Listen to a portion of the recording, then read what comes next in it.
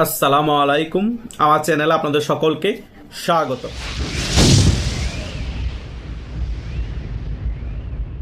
অনেক জল্পনা কল্পনা শেষে 25শে ডিসেম্বর তারেক জিয়া বাংলাদেশে ফিরছে। অনেকেই আমাকে মেসেঞ্জারে জিজ্ঞেস করছে, ভাইয়া তারেক জিয়ার তো জীবনের হুমকি আছে এবং ভারত চায় না তারেক জিয়া বাংলাদেশে ফিরে আসুক, তাহলে এখন 25শে ডিসেম্বর কি করে তারেক জিয়া বাংলাদেশে ফিরে আসছে। আজকে তাদের উদ্দেশ্যে এই ভিডিওটি।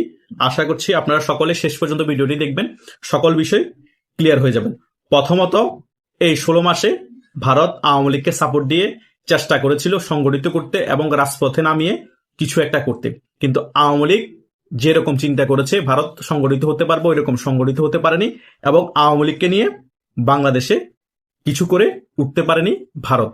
এখন ভারতের সেকেন্ড অপশন কি আছে? সেকেন্ড অপশন আছে আপনার এই বিএনপি। অন্তত উগ্র গোষ্ঠী থেকেও বিএনপি একটু ভালো আছে। সে কারণে তারেক জিয়ার সাথে ভারতের একটা আলাপ আলোচনা হয়েছে কূটনীতিকভাবে, হয়তোবা গ্রিন সিগন্যাল দিয়েছে তারেক জিয়াকে বাংলাদেশে ফিরে আসার জন্য। এবং আগামীতে যে বিএনপি ক্ষমতায় আসবে সেটাও মোটামুটি ভারতও ক্লিয়ার এবং বিএনপি যারা করে তারাও জানে, এবং জামাত ইসলামী যতই ফাল পারুক, এনসিপি যতই ফাল পারুক, তারাও ভালো করে জানে বিএনপি ক্ষমতায় আসবে। এখন বলতে পারেন কোনো সত্য ছাড়াই কি তারেক জিয়া বাংলাদেশে আসুক, নির্বাচন হয়ে যাক, তারপর ক্ষমতায় আসুক বিএনপি, এটাই ভারত চায়? না, এটা চায় না। ভারত সত্য সাপেক্ষে কথা হয়েছে যে তারেক জিয়া বাংলাদেশে আসুক, গ্রিন সিগন্যাল দিয়েছে এবং নির্বাচনে বিএনপিও ক্ষমতা আসুক, কিন্তু নির্বাচিত হওয়ার পরে আওয়ামী লীগের রাজনীতি আবার যাতে ফিরিয়ে আনে এই বিএনপি সরকার এবং আওয়ামী লীগকে বাংলাদেশে রাজনীতি করার সুযোগ করে দেয়। এবং অনেকে আমাকে বলছে, ভাইয়া তারেক জিয়া এসেই কি আওয়ামী লীগের রাজনীতি আবার ফিরিয়ে আনবে ক্ষমতায়? না, এত সোজা হবে না।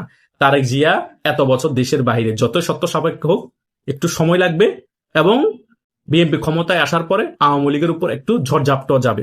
হয়তোবা বিএনপির অনেক নেতাকর্মী চাইবে না, তারেক জিয়া মানা করলো তৃণমূলের কিছু নেতারা উগ্র আছে, তারা স্টিমুলার চালাবে, মামলা হামলা কিছুদিন থাকবে। তার পরবর্তী সময় কূটনীতিকভাবে যখন ভারত দেখতে পাবে যে যেটা কথা হয়েছিল সেটা মানছে না, তখনই একটা প্রেশার ক্রিয়েট করে জনগণ ফুসে উঠবে এই সরকারের উপর, আওয়ামী লীগও সংগঠিত হয়ে যাবে, তখন বাধ্য হয়ে আওয়ামী লীগের উপর নিষেধাজ্ঞা তুলে নিবে কার্যক্রমের উপর। আর যদি না তোলে লাগাতার আন্দোলন চলবে, জনগণকে সাথে নিয়ে ভারতও কূটনীতিকভাবে প্রেশার দিবে, রাশিয়াও কূটনীতিকভাবে প্রেশার দিবে, ওই সরকার পড়ে যাবে। পজিটিভ প্ল্যানও আছে, নেগেটিভ প্ল্যানও আছে। যদি সত্য অনুযায়ী আওয়ামী লীগের উপর যে কার্যক্রমের নিষেধাজ্ঞা দেওয়া হয়েছে সেটা তুলে নেয়, তাহলে মোটামুটি স্টেবল ভাবে সরকারটা কিছুদিন চালাতে পারবে এই তারেক জিয়া। যদি সত্য অনুযায়ী না মানে, আওয়ামী লীগকে নিষেধাজ্ঞা দেওয়া হয়েছে ওটাও থেকে যায়, আওয়ামী লীগকে রাজনীতি করার একেবারে সুযোগ না দেওয়া হয়, একেবারে স্টিমুলার চালানো হয়, দমন নিপীড়ন চলে, একেবারে কোণঠাসা করে রাখা হয়, তাহলে মনে হয় না বিএনপি 5 বছর ক্যারি করতে পারবে।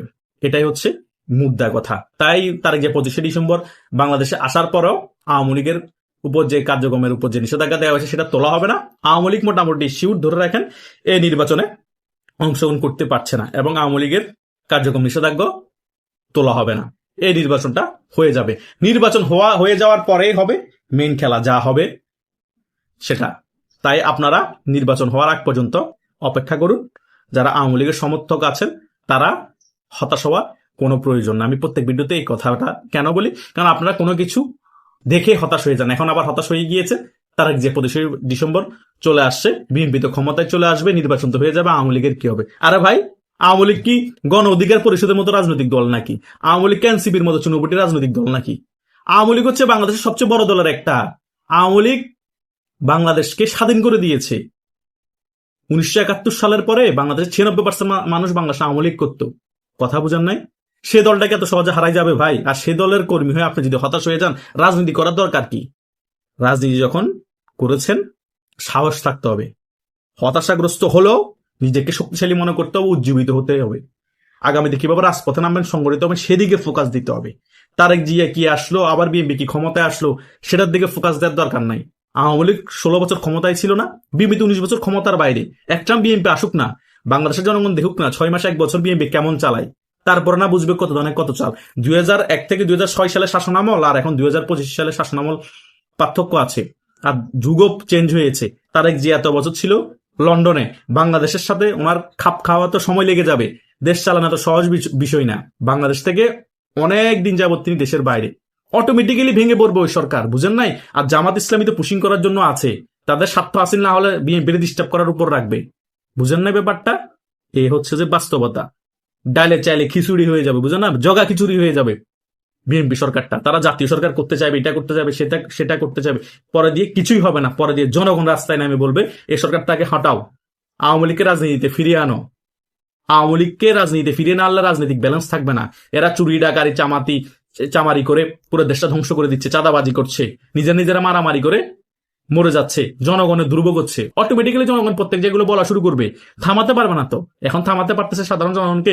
রিক্সাওয়ালারা কি বলতেছে শুনতেছেন না? বিভিন্ন জায়গায় বাজারে গেলে, তরিতরকারি কিনতে গেলে তারা কি বলতেছে শুনতেছেন না? শুনতেছেন তো। হয়তোবা বাংলাদেশের মেইন মিডিয়ার মধ্যে এগুলো প্রচার করা হচ্ছে না, ডক্টর ইউনূস এগুলা দমন করে রেখেছে। কতদিন রাখবে ভাই? রাজনৈতিক সরকার আসলে এগুলো পারবে না, বুঝতে পেরেছেন? তাই তারেক জিয়া যদি তার সত্য অনুযায়ী কাজ না করে, আওয়ামী লীগকে রাজনীতিতে ফিরিয়ে না আনে, তাহলে কিন্তু বিএনপির জন্য ভয়াবহ পরিস্থিতি অপেক্ষা করছে। আর যদি আওয়ামী লীগকে রাজনীতি করার সুযোগ দেয়, একটি গণতান্ত্রিক প্রক্রিয়া বাংলাদেশে ফিরিয়ে আনে, তাহলে হয়তোবা আরামসে মোটামুটি সরকারটা চালাতে পারবে। তারপরেও যদি ঠিকভাবে স্টেবল ভাবে সরকার চালাতে না পারে, তার নেতারা বিভিন্ন ধরনের দাঙ্গা হাঙ্গামায় জড়িত হয়ে যায়, চাঁদাবাজি, লুটপাট, বিভিন্ন মানুষ গুম হত্যা জড়িত হয়ে যায়, তখনও কষ্ট হয়ে যাবে 5 বছর চালাতে আওয়ামী লীগকে রাজনীতিতে ফিরিয়ে আনার পরেও। কারণ জনগণের সকল কিছু মেনে নিবে না। জনগণকে শেখ হাসিনা সরকারের পতন করানো হয়েছে এগুলো দেখিয়ে, যে শেখ হাসিনা সরকার গুম করেছে, হত্যা করেছে, আইনাগর করেছে, টাকা বিদেশে পাচার করেছে, চাঁদাবাজি করেছে। সেম কাজটা বিএনপি সরকার আসার পরে যদি আরো দ্বিগুণ হারে করে, জনগণ কি মেনে নিবে? মেনে নিবে না। জনগণ বলবে আমরা আগেই ভালো ছিলাম, যেটা এখন বলছে। জনগণ বলবে আমরা শেখ হাসিনা সরকারকে চাই। জনগণ বলবে আমরা তারেক জিয়াকে চাই না, তিনি লন্ডনে এত বছর ছিল, এখন ওখানেই চলে যাক, ওখানেই ভালো ছিল। এগুলো বলে আবার শেখ হাসিনাকে ফিরিয়ে আনার জন্য জনগণই আন্দোলন নামবে। আর ওই আন্দোলনে বাংলাদেশ আওয়ামী লীগ সরে গিয়ে অটোমেটিক রাজপথ চাঙ্গা হয়ে যাবে। এটা বিএনপিও জানে, আওয়ামী লীগের যারা শীর্ষ পর্যায়ের নেতা আছে, যারা আমরা রাজনীতি অ্যানালাইজ করি, তারাও জানে এটা ঘটবে। এখন হয়তো বা মনোবল চাঙ্গা নাই, সে কারণে মনে হচ্ছে আওয়ামী লীগ দুর্বল হয়ে আছে, আওয়ামী লীগের কর্মী সমর্থক নাই। যখন দেখবেন রাজপথে নামা শুরু হয়ে গিয়েছে, মনোবল চাঙ্গা হয়ে গিয়েছে, মাছের মধ্যে কিলবিল করবে রাজপথ। কি লক্ষ লক্ষ মানুষ থাকবে রাজপথের মধ্যে, দমাতে পারবে তারেক জিয়া সরকার? যদি ক্ষমতায় আসে বিএনপি, অসম্ভব কথা বুঝেন নাই?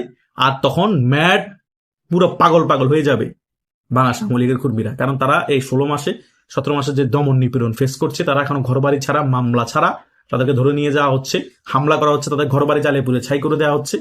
তারা পাগল হয়ে যাবে রাজপথে নামলে। বাঁচবে নাকি মরবে সেটা দেখবে না। এটাই আগামীতে ঘটবে।